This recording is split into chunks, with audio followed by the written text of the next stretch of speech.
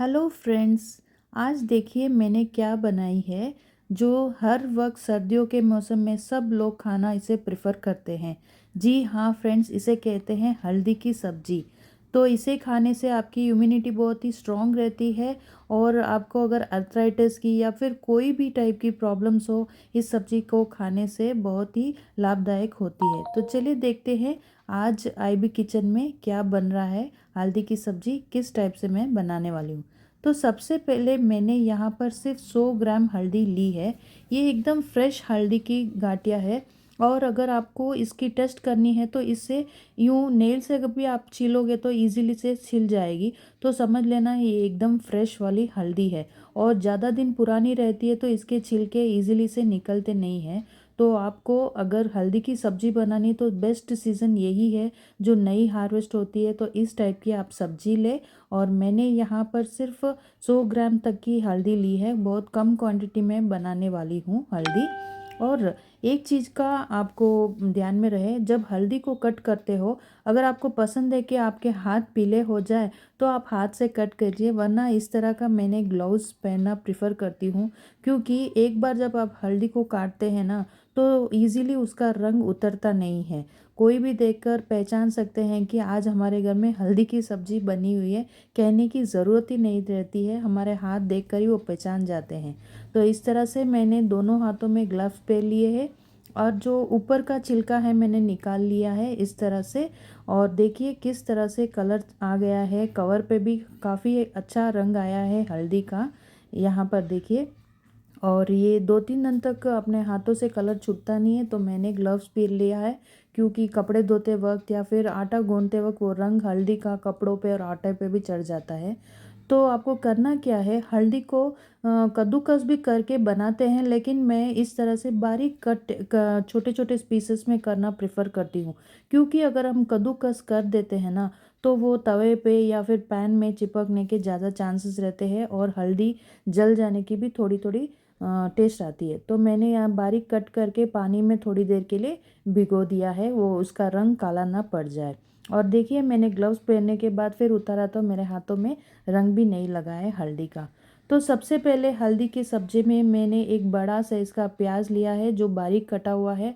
Fresh मटर लिए हैं जो अभी बहुत सीजन चल रहे हैं। और यहाँ ढेर सारे क्या काजू और किशमिश भी मैंने लिए हैं टेस्ट के अकॉर्डिंग। और यहाँ पर जो मसाला मैं पीसने वाली हूँ, अदरक है और 2 से 3 पीस मैंने हरी मिर्च के लिए है और इतना एक पूरा गठिया मैंने लहसुन का लिया हुआ है।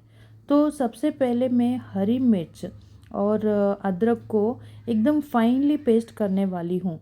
इस अच्छी तरह से पेस्ट करने के बाद ही मैं लहसुन को डालूँगी। क्योंकि अगर आप सबको एक साथ पीस लेंगे ना, ग्राइंड बारीक पेस्ट कर लोगे ना, तो लहसुन का वो खुशबू नहीं आएगी। तो हरी मिर्च को और अदरक को थोड़ा फाइनली पेस्ट करने के बाद में मैंने लहसुन को बरबरा ही ग्राइंड किया है। कुछ इस तरह से आप देख पा रहे हैं, लहसुन के छोटे छोटे टुकड़े नज़र आ रहे हैं। और यहाँ पर मैंने एक पैन चढ़ा दिया है।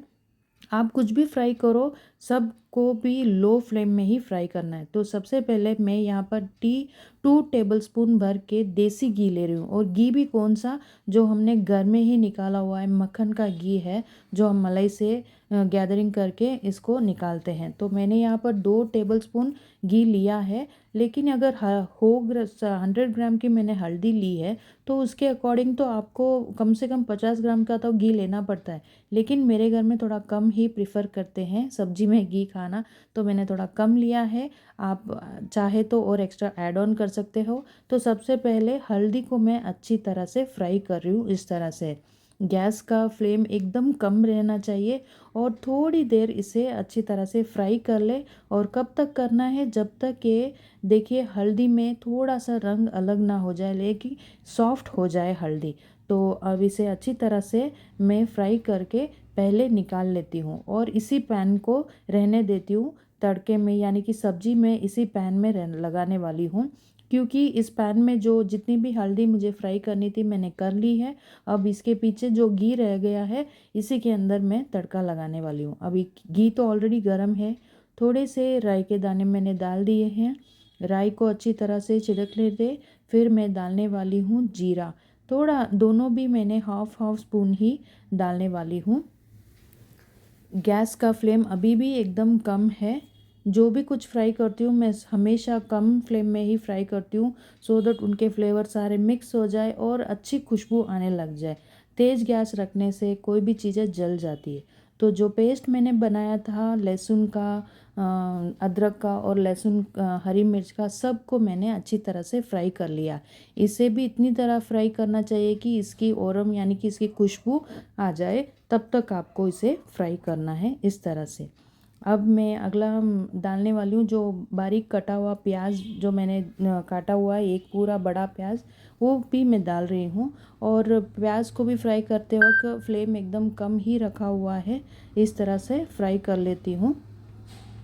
जैसे जैसे आप चीज़ें डालते रहते हो घी में, अलग अलग की खुशबू आने लगती है, देखना। और जैसे घी पूरी तरह से ऊपर आ जाता है, यानी ऑनियंस पूरी तरह से फ्राई हो जाए, तो मैं एक बाउल भर के जो फ्रेश मटर मैंने निकाले थे वो भी मैंने इसमें ऐड ऑन कर लिए।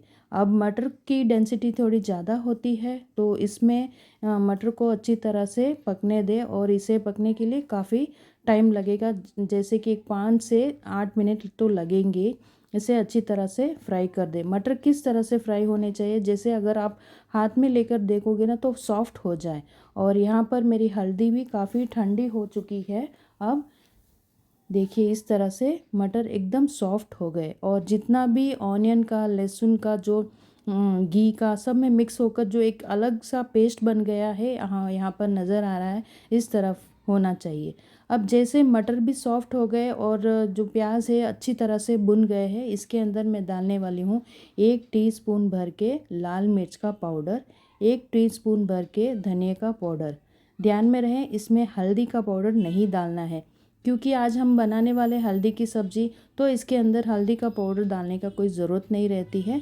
बस जैसे ही आप हल्दी डालोगे तो वो रंग ऑटोमेटिकली इसके अंदर आ जाएगा। अब इन सब चीज़ों को और अच्छी तरह से फ्राई करके 1 टेबल स्पून भर के मैं इसके अंदर नमक डाल रही हूँ, स्वाद के अनुसार। अगर कम ज़्यादा है तो आप सब्ज़ी को टेस्ट करके एडजस्ट कर लेना। अब मैं डालने वाली हूँ हल्दी, जो मैंने फ्राई करके साइड में रखी हुई थी। अब इसके अंदर अच्छी तरह से मिक्स कर ले। ये देखिए सारी चीज़ें कितनी अच्छी तरह से ब्लेंड हो गई है, और कहीं भी पैन में चिपकने के जैसे कोई चांसेस नहीं है, क्योंकि मैंने हल्दी को कट किया है, कद्दूकस करके नहीं डाला हुआ है। अब आपको लेना है एक बाउल भर के दही। दही बिल्कुल खट्टा ना होना चाहिए, एकदम फीका रहना चाहिए। और जैसे ही आप दही डालते रहो तो कंटिन्यूसली आपको चलाना है। कब तक चलाना है? जब तक सारी चीज़ें घुल मिल जाए और जो घी हमने डाला है वो ऊपर ना आ जाए, तब तक आपको चलाना है। अगर आप दही डाल के छोड़ दोगे थोड़ी देर, तो दही का फटने के चांसेस ज़्यादा रहते हैं, और सब्जी भी कुछ अलग अलग टाइप की फटी फटी सी नज़र आएगी। तो इस चीज़ का आपको ध्यान में रखें कि जैसे ही आप दही डालते हो, कंटिन्यूस 6-7 मिनट तक अच्छी तरह से आपको चलाते रहना है, और फ्लेम का एकदम कम फ्लेम में ही रहना चाहिए गैस। फिर देखिए किस तरह से सारी चीज़ें घुल मिल गई। अब थोड़ी देर अच्छी तरह से इसे बॉईल आने दें। इस तरह से कितनी अच्छी खुशबू आने लग जाती है जब सारी चीज़ें अच्छी तरह से मिक्स हो जाए। और देखिए जिस तरह से ये उबाल आ गया है, तो आप देख पाओगे घी भी उसी जितनी क्वांटिटी का मैंने घी डाला है वो पूरी तरह से ऊपर आने लग गया है। जैसे कि हल्दी की सब्ज़ी में घी का डालना तो ज़रूरी रहता है, क्योंकि हल्दी की तासीर गर्मी रहती है, और इसके अंदर जब आप घी ऐड करते हो ना, तो ये सब्ज़ी ठंडक करती है। तब फाइनली मैं इसके अंदर काजू और किशमिश को ऐड कर रही हूँ। किशमिश का अलग ही फ्लेवर आता है, काजू को भले आप स्किप कर सकते हो, लेकिन किशमिश का डालना बहुत ज़रूरी रहता है। एक थोड़ा सा स्वीटनेस का टेस्ट आता है, तो सब्ज़ी में बहुत अच्छा लगता है। आप इसे ऐड करना ज़रूरी है। और फिर फाइनली मैं डालने वाली हूँ इसके अंदर। देखिए अगर आपको इस सब्ज़ी में घी खाना नहीं पसंद है, तो आप ऊपर जैसे घी आता है तो निकाल भी सकते हो। फिर मैंने ज़्यादा घी डाला ही नहीं है। अब मैं डालने वाली हूँ फ्रेश कटा हुआ हरा धनिया।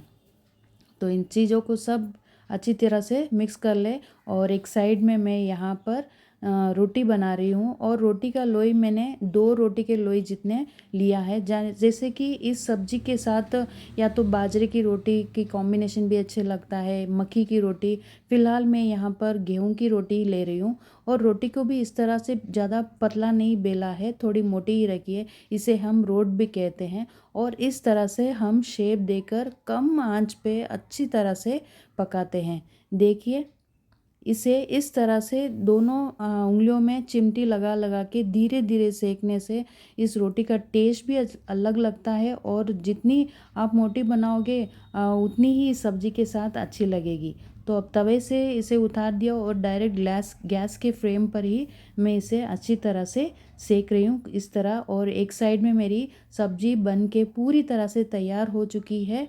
पूरा घी जितना मैंने डाला है साइड में पूरी तरह से आ गया है और ये रोटी देखिए कितनी क्रिस्पी बन गई है, गेहूं की रोटी जिसे हम रोट भी कहते हैं। अब लीजिए, तैयार हो गई है गेहूं की रोटी और एकदम फ्रेश बनी हुई हल्दी की सब्जी। और इस रोटी को ढेर सारा देसी घी डाल के गर्मा गर्म इस सब्जी के साथ सर्व कीजिए। और इस ठंड के मौसम में अगर आप हल्दी की सब्जी खाओगे और ढेर सारी सब्जियां और इसके अंदर ऐड करके खाओगे तो एक तो आपकी इम्यूनिटी बहुत स्ट्रॉन्ग रहेगी, आपको कभी भी सर्दी ज़ुकाम नहीं रहेगा। और जिसको अर्थराइटर्स की प्रॉब्लम है या फिर गैस्ट्रिक इश्यूज़ है, एस्थमा है, इन सब चीज़ों के लिए बहुत ही गुणकारिक होती है हल्दी की सब्जी। तो thank you for watching my video IB kitchen. Bye friends.